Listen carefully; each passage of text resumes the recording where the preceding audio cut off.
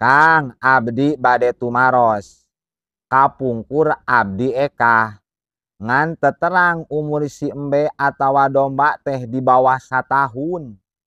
Da abdi rumasa meser teh ti mertua. Sangkaan abdi teh saewe ka mertua teh. Da piraku teterang. Ngan pas dialaan dagingna nyarios mertua teh. Uyuhan cenah can satahun-tahun acan mbe nage. Pertanyaan abdi ekah eta kedah diuihan deui atawa henteu. Hatur nuhun pisan sateu acana Kang. Diantos pisan waleranana. Jawabanana menurut pendapat anu kuat di madhab Imam Asy-Syafi'i eta ekah henteu sah. Sabab teu cumpon syarat. Da kudu nama lamun domba minimalna umur satahun jalan. Lamun embe minimalna umur 2 tahun jalan. Naha eta ekah kudu dibalikan deui. Masalah dibalikan deui jeung henteuna kumaha ekahna. Lamun ekahna ekah sunnah lain ekah anu dinadarkeun teu kudu dibalikan deui. Da sunnah ieu. Ngan lamun rek dibalikan deui rek ekah deui teu nanaon eta utami bakal jadi pahala. Tapi lamun ekahna ekah anu dinadarkeun eta mah kudu dibalikan deui. Modelkeun memeh lahiran budak teh kungsi ngomong kieu. Lamun kuring boga budak awewe pokona mah rek ekah domba jalu nu badag hiji. Tah eta ekah kudu dibalikan deui. Lamun kasusna tadi ternyata hewan ekahna teu cumpon syarat. Tapi Imam Al-Mawardi jeung ulama nu sanesna kantos ngahikayatkeun bahwa domba anu umurna kurang tina satahun jalan, embe kacang anu umurna kurang tina 2 tahun jalan, maka eta sah dipake akekah, sah dipake kurban. Ngan ieu pendapat anu lemah. Pendapat nu kuat mah anu tadi, domba kudu satahun jalan, embe kacang kudu 2 tahun jalan. Tah lamun urang geus ngalaksanakeun akekah, heg ekahna teh ekah nadar, ternyata dombana teh teu cumpon syarat, da kurang ti satahun. Lamun cek Imam Al-Mawardi jeung ulama nu sanesna eta ekah teu kudu dibalikan deui, da parantos sah.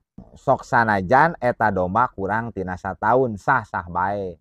Tapi lamun nurutkeun pendapat anu kuat anu mu'tamad ekahna eta kudu dibalikan deui. Sabab dombana henteu cumpon umur. Jeung deui akekahna akekah nadar. Sakumaha keterangan dina kitab Majmu' Syarah Muhadzab juz ka-8 halaman 208. Al-mujzi'u fil aqiqati huwa al-mujzi'u fil udhiyah.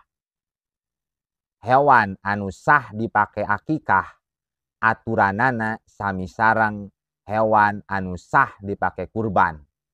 Berarti lamun domba anu rek dipake ekah umurna minimal satahun jalan, lamun embe umurna minimal 2 tahun jalan. Fala tujzi'u duna jazaati minal dhani. Atuh henteu sah akekah make domba anu umurna kurang tina satahun. Awis saniyati minal ma'zi. Teu sah oge akekah make embe anu umurna kurang tina 2 tahun. Wal ibili wal bakori nya kitu deui teu sah akekah make onta umurna kurang tina 5 tahun jalan. Nya kitu deui teu sah akekah make sapi anu umurna kurang tina 2 tahun jalan. Hadza huwa shahih al-masyhur. Ieu teh pendapat anu shahih anu masyhur. Wa bihi qata'a al-jumhur. Ieu teh pendapat anu dipastikeun anu dipegang ku jumhur ulama, mayoritas ulama. Ngan wa fihi wajhun. Dina lebah dieu aturan main umur hewan kurban aya pendapat anu sanes hakahu Al-Mawardi wa ghairuhu anu dihikayatkeun ku Imam Al-Mawardi jeung ulama anu sanesna. Ieu cenah annahu yujzi'u duna jazaati dhani, bahwa sah dipake akekah, sah dipake kurban domba anu umurna kurang tina satahun jalan. Wasaniyatil ma'zi embe kacang anu umurna kurang tina 2 tahun jalan ge sah dipake akekah, sah dipake kurban. Ieu teh pendapat anu lemah anu dihikayatkeun ku Imam Mawardi jeung ulama anu sanesna. Wal madhabu al awalu, pendapat madhab anu kuat mah nyata pendapat anu pertama, lamun domba umurna 1 tahun jalan, embe kacang 2 tahun jalan, sapi 2 tahun jalan, onta 5 tahun jalan. Eta pendapat anu kuat. Mugia aya mangfaatna, wallahu a'lam bishawab.